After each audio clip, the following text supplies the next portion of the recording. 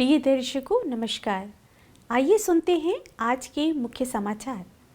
निर्देशक प्रभारी श्री अतनु भौमिक कहते हैं, बाजार के उतार चढ़ाव से बचे रहने के लिए हमारा निष्पादन मजबूत होना चाहिए। राउरकेला इस्पात संयंत्र परिवार के अमन मुंडा ने अंतर्राष्ट्रीय ताइक्वांडो चैंपियनशिप में 2 रजत पदक जीता। और आजादी का अमृत महोत्सव की कड़ी में आज के व्यक्तित्व हैं श्री प्राणबंधु कर।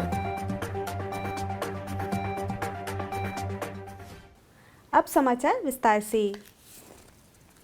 लक्ष्य द टारगेट के चौथे सत्र में निर्देशक प्रभारी DIC श्री अतनु भौमिक ने सेल राउरकेला इस्पात संयंत्र RSP के बड़ी संख्या में कर्मचारियों के साथ बातचीत करते हुए कहा, बाजार एक चक्रीय प्रक्रिया में कार्य करता है, लेकिन बाजार के उतार चढ़ाव से बचने के लिए हमारा निष्पादन मजबूत होना चाहिए।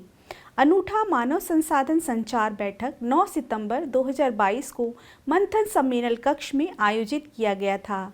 इस अवसर पर कार्यपालक निर्देशक वक्त श्री SR सूर्यवंशी, कार्यपालक निर्देशक कार्मिक एवं प्रशासन श्री PK सतपति एवं मुख्य महाप्रबंधक प्रभारी वित्त एवं लेखा श्री AK बहेरुया भी उपस्थित थे। संवादात्मक सत्र में संयंत्र के स्टील मेल्टिंग शॉप 2 SMS 2 विभाग के 30 कर्मचारियों ने भाग लिया। SMS 2 कर्मी समूह को अपने निष्पादन को और बढ़ाने के लिए प्रोत्साहित करते हुए निर्देशक प्रभारी ने कहा, SMS 2 ने अतीत में कई राष्ट्रीय मानक स्थापित किए हैं। इसमें नए रिकॉर्ड बनाने की क्षमता है और मुझे विश्वास है कि विभाग सफलता की कहानियों को पुनः दोहराएगा ताकि संयंत्र को गौरवान्वित किया जा सके। निर्देशक प्रभारी ने उचित उपकरण स्वास्थ्य के लिए प्रभावी अनुरक्षण और उचित निरीक्षण एवं ब्रेकडाउन को खत्म करने पर जोर दिया। उन्होंने उत्पादन लागत को और कम करने, सुरक्षा बढ़ाने और अच्छी हाउसकीपिंग सुनिश्चित करने पर भी जोर देते हुए कहा, ब्लास्ट फर्नेस से हॉट मेटल का उत्पादन लगातार बढ़ रहा है। SMS 2 को बढ़ी हुई हॉट मेटल को क्रूड स्टील में रूपांतरण सुनिश्चित करने के लिए तैयार होना चाहिए और फ्रंटलाइन कर्मचारियों के रूप में आपको महत्वपूर्ण भूमिका निभानी होगी। उन्होंने आगे कहा, अत्यधिक उत्साही गुणवत्ता वाले श्रम शक्ति और नए माध्यम से समाधान खोजने की उनकी सहज शक्ति के साथ SMS 2 से बड़ी उम्मीदें हैं। कर्मचारियों के साथ विचार विमर्श करते हुए निर्देशक प्रभारी ने यूनिट की परिचालन क्षमता को बढ़ाने से लेकर आउटसोर्सिंग कर्मचारियों के कौशल स्तर को बढ़ाने और इस्पात संयंत्र के अंदर विभिन्न कर्मचारी कल्याण उपायों से लेकर स्टील टाउनशिप में बेहतर सुविधाओं तक के विभिन्न मुद्दों के बारे में भी बातचीत की।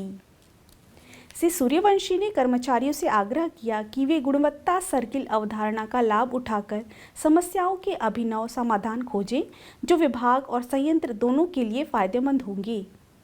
श्री PK सतपति ने अपने संबोधन में कर्मी समूह को सलाह दी कि वे शॉप फ्लोर पर कार्य करने वाले ठेका श्रमिकों को सुरक्षा के बारे में जागरूक करें और उनके कौशल स्तरों को उन्नत करने में उनकी मदद करें। श्री बहेरुया ने अपने संबोधन में तकनीकी आर्थिक में और सुधार लाने पर जोर दिया एवं महंगे उपकरणों के विवेकपूर्ण उपयोग पर भी बल दिया, जो उत्पादन की लागत को कम करने में मदद करेगा। सत्र में उन कर्मचारियों की सक्रिय भागीदारी देखी गई जिन्होंने अपने कार्यक्षेत्र से संबंधित विभिन्न मुद्दों पर बात की।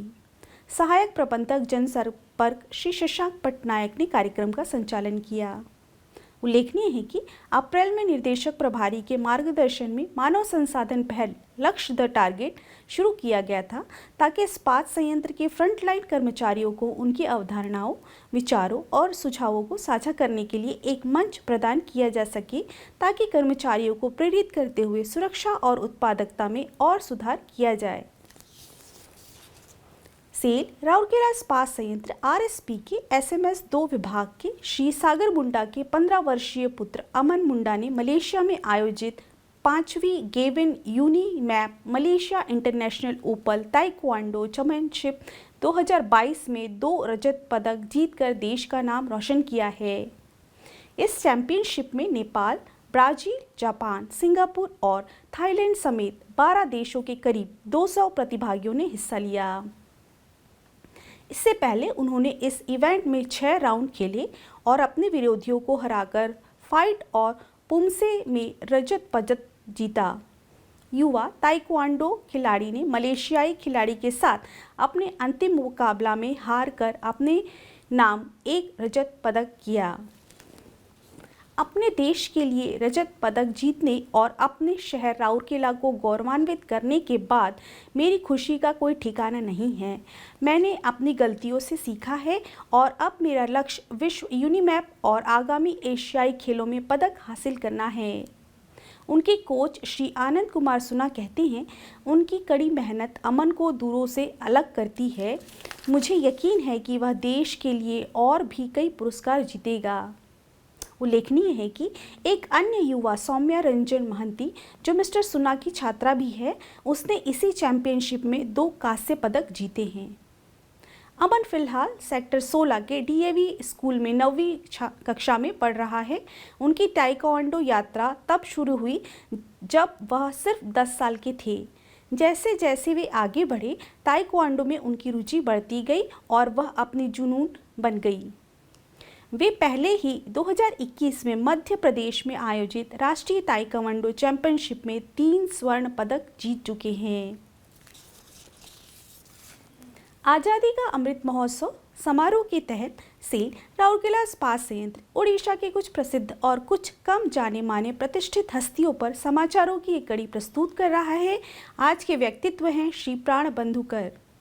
1 दिसंबर 1914 को जन्मे प्राणबंधु कर ओडिया साहित्य में एक प्रख्यात व्यक्ति हैं और एक नाटककार एवं उत्कृष्ट क्षमता के लघु कथाकार भी हैं। उनकी रचनाओं ने समकालीन साहित्यिक दुनिया में एक नई प्रवृत्ति स्थापित की है और कई नई पीढ़ी के लेखकों के लिए प्रेरणा स्रोत के रूप में कार्य किया है। श्री कर ने ओडिशा में एक प्रसिद्ध शिक्षाविद के रूप में अपनी छाप छोड़ी थी। ओडिया साहित्य में कर का योगदान बेजोड़ है। उन्हें वर्ष 1968 में उनकी कृति अशांत नाटक के लिए केंद्र साहित्यिक अकादमी पुरस्कार, वर्ष 1980 में स्नायु सहारा के लिए ओडिशा साहित्य अकादमी पुरस्कार और वर्ष 1981 में ओडिशा संगीत नाटक अकादमी पुरस्कार से सम्मानित किया गया था। उन्होंने वर्ष 1998 में अंतिम सांस ली। आज के हिंदी समाचारों में बस इतना ही। नमस्कार।